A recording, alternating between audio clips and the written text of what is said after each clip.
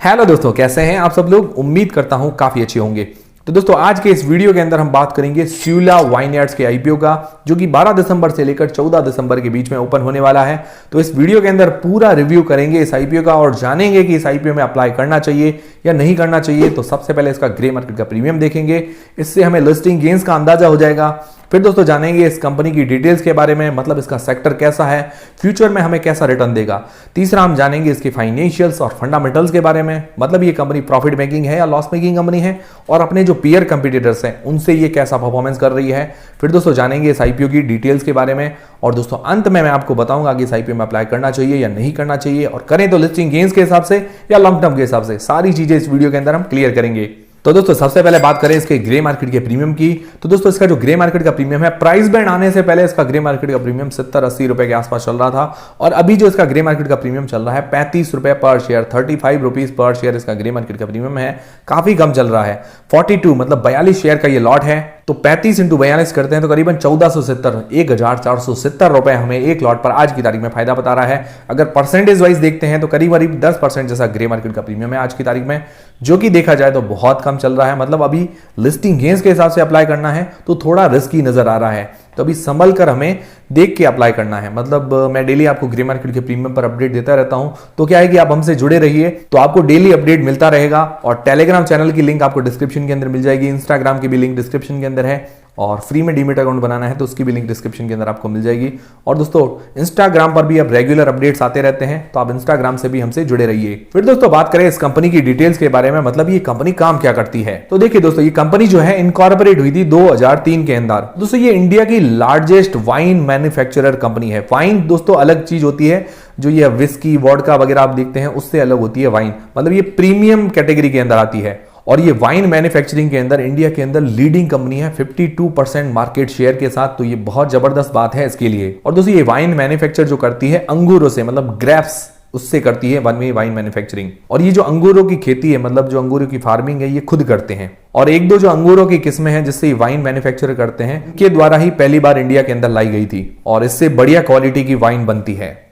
और देखिए दोस्तों, वाइन जो है हर कोई नहीं पीता है। जनरली में जो आप देखते होंगे विस्की बियर वगैरह ये चलती होगी, वाइन कुछ प्रीमियम कैटेगरी के लोग ही पीते हैं। और दोस्तों स्यूला वाइनयार्ड्स की थोड़ी बहुत हिस्ट्री भी मैंने पढ़ी थी, वो भी मैं आपको बता देता हूं। और इसके जो मालिक हैं राजीव सामंत, जो कि अमेरिका से पढ़े हुए हैं, तो अपनी जो पढ़ाई पूरी करके इंडिया में आए तब उन्होंने वाइन मैन्युफैक्चरिंग करने का सोचा। और इसका जो नाम है स्यूला, ये एक इंडियन नेम है, ये अपनी मम्मी के नाम पर उन्होंने रखा था, सुलभा उनकी मम्मी का नाम है। वैसे ये चीजों की जानकारी जरूरी तो नहीं है, पर फिर भी मैं आपको थोड़ा बहुत इसके बारे में बता देता हूं। और इसके जो ब्रांड नेम सारे अगर आप देखेंगे तो इंडियन टाइप के नेम है, बाकी अगर दूसरे ब्रांड नेम देखेंगे तो उनके नाम इंग्लिश नाम के होंगे। तो इसके अंदर रासा है, डिंडोरी है, सतोरी, मदेरा, दिया, ऐसे इंडियन नाम से इसके ब्रांड्स वगैरह आते हैं स्यूला के अंडर में। और ये total 56 different level of wine manufacture करती है, मतलब इसके इतने प्रोडक्ट्स आते हैं। कुल मिला के इसका जो बिजनेस है वाइन मैन्युफैक्चरिंग का और उसकी सेलिंग का। दूसरा इसका वाइन टूरिज्म का भी बिजनेस है, जिसके अंदर ये रिजॉर्ट वगैरह चलाती है, जिसके अंदर रूम वगैरह जो एवरेजली मिलते हैं 7 से 8 हजार रुपए के अंदर, और इससे भी ज्यादा में मिलते हैं कभी कभार जब ज्यादा बुकिंग होती है, 30,000 40,000 के अंदर भी इसके रूम्स वगैरह मिलते हैं। मैंने इसकी वेबसाइट पर जाके देखा है। और इसके अलावा अपने जो रिजॉर्ट है उसके अंदर वेडिंग और इवेंट्स वगैरह भी ये ऑर्गेनाइज करवाते हैं। मेनली तो इसका काम है वाइन मैन्युफैक्चरिंग करने का, और बाकी ये साइड में टूरिज्म वगैरह है, इवेंट्स वगैरह है, रिजॉर्ट से अपना कुछ रेवेन्यू जनरेट करती है। ठीक है, ये सारी चीजें क्लियर है। और दोस्तों ये जो कंपनी के बारे में मैं आपको जानकारी दे रहा हूं, एक्स्ट्रा जानकारी इतनी आपको कहीं पर भी नहीं मिली होगी, और ये मैं इसीलिए बता रहा हूं ताकि क्या है कि कंपनी के बारे में आपको हर चीज क्लियर हो। मुझे क्या है कि आदत नहीं है कोई भी वेबसाइट खोल के पूरी की पूरी एक जैसे पढ़ना। मैं क्या है कि पूरी रिसर्च करता हूं किसी भी कंपनी के अंदर, मतलब ये कंपनी क्या काम करती है, किस टाइप का बिजनेस है, और उसके मालिक वगैरह कैसे हैं, तो सारी चीजें देखते हैं। उसके बाद क्या है कि क्लैरिटी आ जाती है, और इससे क्या है कि आप भी सही डिसीजन ले पाते हो। किसी भी कंपनी को आप खुद समझोगे तो आप खुद सही डिसीजन ले पाओगे। आपको समझ में नहीं आएगा तो आप कैसे सही डिसीजन लोगे। तो अगर आपको समझ में आया कि कंपनी क्या काम करती है तो वीडियो को एक लाइक जरूर कर दीजिए, इससे हमें काफी मोटिवेशन मिलता है आपके लिए ऐसी रिसर्च करने का।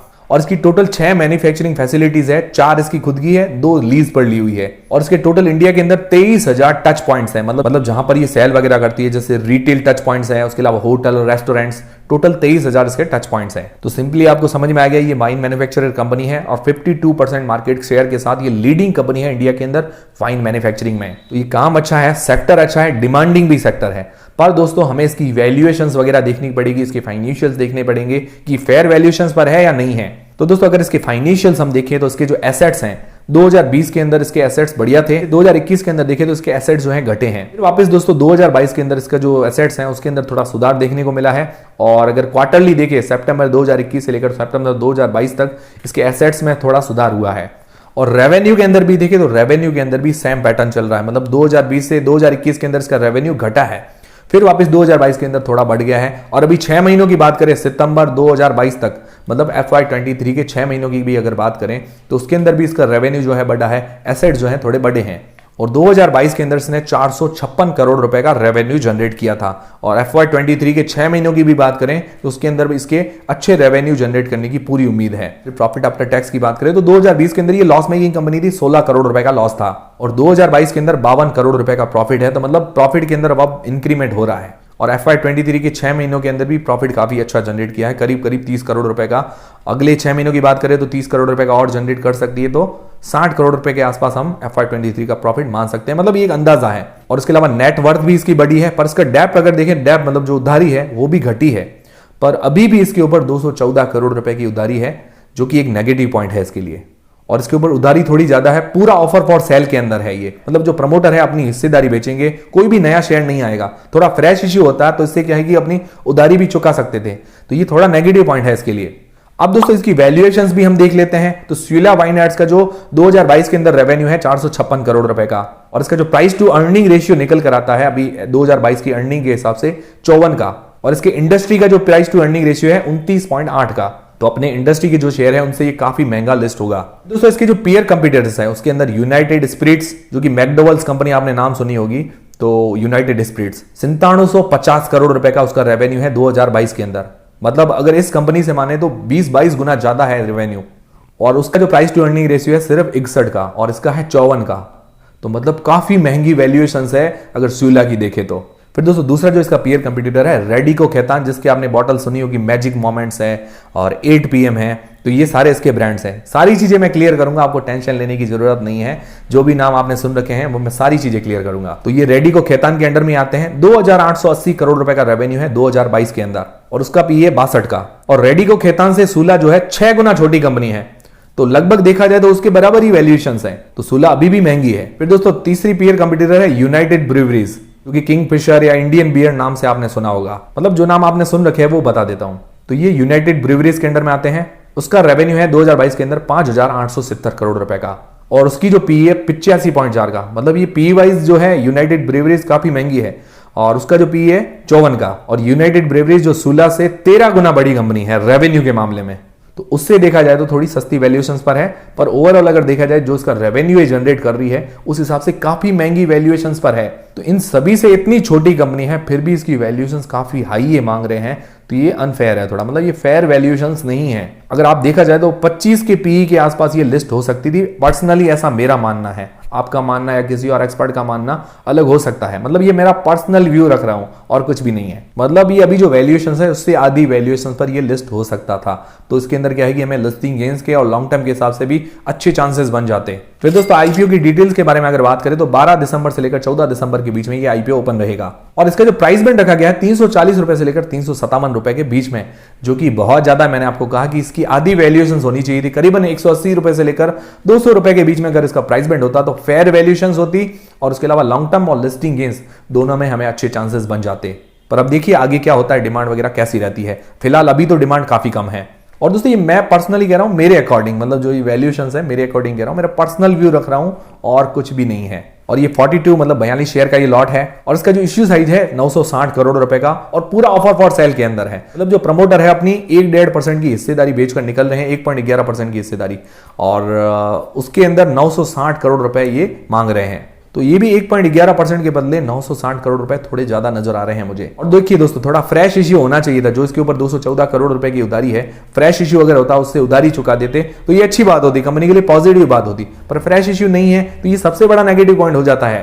फिर दोस्तों इसका जो रिटेल पोर्शन रखा गया है 35% का, और इसकी जो लिस्टिंग डेट है वो है 22 दिसंबर को। ठीक है, सारी चीजें क्लियर है आईपीओ को लेकर। अब दोस्तों जानते हैं कि इस आईपीओ में अप्लाई करना चाहिए या नहीं करना चाहिए। उससे पहले दोस्तों अगर आप अपने अलॉटमेंट के चांसेस बढ़ाना चाहते हैं आईपीओ के अंदर, तो आप घर के सभी फैमिली मेंबर्स के डीमेट अकाउंट से अप्लाई कीजिए। इससे क्या है कि अलग अलग एप्लीकेशन लगेगी तो चांसेस बढ़ेंगे। अगर घर के सभी फैमिली मेंबर्स के डीमेट अकाउंट नहीं है, आपका भी डीमेट अकाउंट नहीं है, तो बिल्कुल फ्री में डीमेट अकाउंट खुलवाने की लिंक आपको डिस्क्रिप्शन के अंदर मिल जाएगी। और दोस्तों इंस्टाग्राम पर भी फॉलो करना हमें ना भूलें, वहां पर भी अपडेट्स मिलते रहते हैं। तो अब दोस्तों जानते हैं कि साइट पे अप्लाई करना चाहिए नहीं करना चाहिए। सबसे पहले लिस्टिंग गेन्स के हिसाब से बात करें तो ग्रे मार्केट का प्रीमियम इसका काफी कम चल रहा है, 10% के आसपास ही ग्रे मार्केट का प्रीमियम है। मिनिमम 20% तो होना ही चाहिए, ताकि क्या है कि और अगर गिरावट आती है तो उसके अंदर हमें रिस्क ना देखने को पड़े। तो 20% से कम है तो अभी अप्लाई करने के लिए रिस्की है। और बाकी आपको डेली अपडेट मिलता रहता है, तो आप हमसे जुड़े रहिए, बेल आइकन पर दबा के रख लीजिए और टेलीग्राम चैनल को ज्वाइन करके रख लीजिए। अब दोस्तों लॉन्ग टर्म के हिसाब से अगर हमें इसके अंदर अप्लाई करना है तो इसके पॉजिटिव्स और नेगेटिव्स दोनों हमें देखने पड़ेंगे। इससे क्या है कि हम सही कंक्लूजन निकाल पाएंगे। तो सबसे पहले इसके नेगेटिव्स देखते हैं। तो सबसे पहला नेगेटिव है इसके ऊपर जो डेब्ट मतलब उधारी है 214 करोड़ रुपए की, थोड़ी ज्यादा है। दूसरा नेगेटिव पॉइंट है जो इश्यू साइज ला रहा है, पूरा ऑफर फॉर सेल के अंदर है, थोड़ा फ्रेश इश्यू होता है जो इसका डेब्ट है वो भी चुका सकते थे, पर ऐसा नहीं हुआ, तो ये भी नेगेटिव पॉइंट है। तीसरा इसकी वैल्यूएशंस काफी हाई है, जो इसकी रेवेन्यू जनरेट करी अपने पीयर कंपटीटर से, उस हिसाब से अगर इसकी वैल्यूएशंस देखें तो काफी महंगी वैल्यूएशंस ये मांग रहे हैं। अगर इससे आधी वैल्यूएशंस होती, करीबन मेरे अकॉर्डिंग बता रहा हूं, 180 से 200 रुपए का प्राइस बैंड होता तो एकदम फेयर वैल्यूएशंस होती, तो लिस्टिंग गेन्स भी अच्छा मिलता और लॉन्ग टर्म के लिए भी हम आराम से अप्लाई कर सकते थे। पर्सनली ये मेरा व्यू है, आपका व्यू अलग हो सकता है।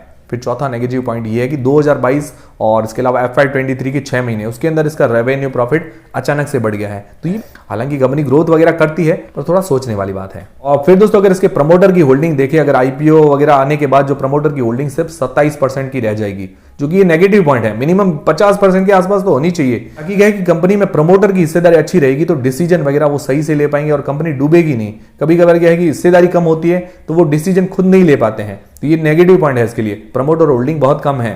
तो दोस्तों ये थे सारे नेगेटिव पॉइंट्स मेरे हिसाब से। अब दोस्तों इसका पॉजिटिव पॉइंट्स भी हम जान लेते हैं। दोस्तों ये वाइन बिजनेस जो है डिमांडिंग बिजनेस है और इसका सेक्टर काफी बढ़िया है। और उसके अलावा जो ये कंपनी है वाइन बिजनेस के अंदर 52% मार्केट शेयर के साथ लीडिंग कंपनी है वाइन बिजनेस के अंदर, तो ये भी इसके लिए पॉजिटिव पॉइंट है। दूसरा पॉजिटिव पॉइंट, ये जो ग्रेप्स है ये खुद उगाती है, मतलब जो ये वाइन बनाने के लिए ग्रेप्स है ये खुद उगाती है, तो ये इसका पॉजिटिव पॉइंट और है। और इसके अलावा इसकी वेबसाइट पर भी मेंशन किया गया है जो भी इसकी 60% बिजली की खपत होती है वो ये खुद करती है, मतलब इसका सोलर पावर प्लांट लगा हुआ है जिससे 60% बिजली की खपत ये पूरी कर लेती है। और इससे क्या है कि बिजली की भी बचत होती है, इनके जो पैसा बिजली के अंदर लगता है वो भी बच जाता है, तो ये भी पॉजिटिव पॉइंट है। मैं सारी चीजें क्लियर करूंगा, मैंने वेबसाइट का पूरी रिसर्च की है इसकी। और चौथी चीज, इसके FY23 के अंदर अच्छे रिजल्ट है, मतलब फाइनेंशियल रिजल्ट काफी अच्छे नजर आ रहे हैं डेब्ट को छोड़े तो। दोस्तों ये हो गए इसके पॉजिटिव्स और नेगेटिव्स। अब दोस्तों मेन बात ये आती है कि इसका कंक्लूजन क्या है। तो दोस्तों सबसे मेन चीज ये आती है कि सारी चीजें बढ़िया है, मतलब सब चीजें माफ भी कर सकते हैं, पर अगर इसकी वैल्यूएशंस देखें तो वैल्यूएशंस काफी हाई है, मतलब इतना महंगा ये शेयर दे रहे हैं। अगर सस्ती वैल्यूएशंस होती तो हम आराम से इस आईपीओ में अप्लाई कर पाते, लॉन्ग टर्म के हिसाब से भी और लिस्टिंग गेन्स के हिसाब से भी। पर वैल्यूएशंस काफी हाई है, तो क्या है कि फ्यूचर के अंदर हो सकता है वापस नीचे भी हमें देखने को मिले, मतलब शेयर प्राइस के अंदर गिरावट भी देखने को मिल सकती है। पर्सनली ऐसा मुझे लग रहा है, थोड़ा और सस्ता होना चाहिए था। और बाकी नेगेटिव पॉइंट्स को हम इग्नोर भी कर सकते हैं, अगर इसकी वैल्यूएशन सही होती है तो बाकी नेगेटिव पॉइंट्स इग्नोर भी किए जा सकते हैं। तो लॉन्ग टर्म के हिसाब से फिलहाल मेरा कोई भी इरादा नहीं है इस आईपीओ में अप्लाई करने का, क्योंकि मुझे बहुत महंगी नजर आ रही है। लिस्टिंग गेन्स के हिसाब से अगर देखिए तो लिस्टिंग गेन्स के हिसाब से देखिए दोस्तों, अभी ग्रे मार्केट का प्रीमियम काफी कम चल रहा है, डिमांड कम चल रही है।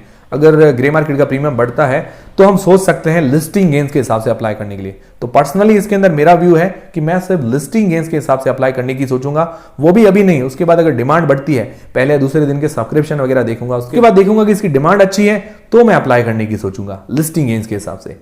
तो दोस्तों सारी चीजें क्लियर है, मुझे लगता है ये वीडियो देखने के बाद जो भी आपकी कंफ्यूजन है सारे कंफ्यूजन दूर हो गए होंगे। अगर दूर हुए हैं तो वीडियो को एक लाइक जरूर कीजिए और आप अपना भी डिसीजन बताइए कि आप क्या करने वाले हैं, लिस्टिंग गेन्स के हिसाब से अप्लाई करेंगे, लॉन्ग टर्म के हिसाब से अप्लाई करेंगे या नहीं करेंगे, मुझे सारी चीजें कमेंट करके जरूर बताइएगा। और वीडियो अगर पसंद आया है तो वीडियो के बारे में भी कमेंट के अंदर जरूर लिखिएगा, वीडियो आपको कैसा लगा, हमारा एनालिसिस कैसा लगा। मिलते हैं दोस्तों अगले वीडियो के अंदर। दोस्तों टेलीग्राम, इंस्टाग्राम और फ्री में डीमेट अकाउंट सबकी लिंक डिस्क्रिप्शन के अंदर आपको मिल जाएगी।